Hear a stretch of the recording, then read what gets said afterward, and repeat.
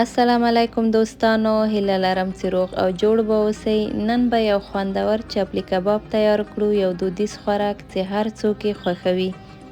د کباب لپاره اړین توکي: نیمه کیلو میده سوې غوښه، د یوې قاشقې په اندازه باندې کورکمن، مالګه، وچه دڼیا، تور مرچ، سره مرچ، ګرمه مساله، 3 قاشقې د جوارو اوړه، 3 قاشقې ساده اوړه، 2 پیاز، 6 پلۍ اوږه، 1 شین مرچ، 2 رومیان او 2 دانې هګیو ته ضرورت لرو. اول پیاز میده کړئ، اوبه یې ښې ترېنه وباسئ. که اوبه یې ایسته نه کړئ، د پخېدلو په وخت کې کباب ماتیږي، پاش پاش کیږي. او په دې طریقه مساله ور واچوئ. له رومیانو نه به یې هم اوبه لرې کړئ.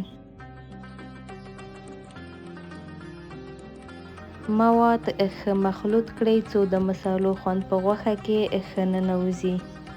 ښه ګډول ضروري دي، ځکه همداسې مساله په غوښه کې ښه ګډیږي او خوند یې ژورېږي. لاسونه مو لږ غوړ کړئ، کبابونه مو په همدغه طریقه جوړ کړئ.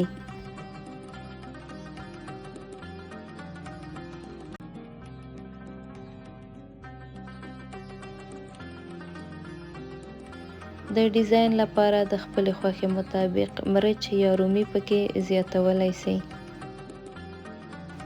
کله چې غوړي ښه ګرم سو، کبابونه ورو ورو پکې واچوئ. په متوسطه حرارت یې پرېږدئ چې پاخه سي. چې یوه خوا یې پخه سي، نو بل اړخ ته یې واړوئ څو ښه سره سي.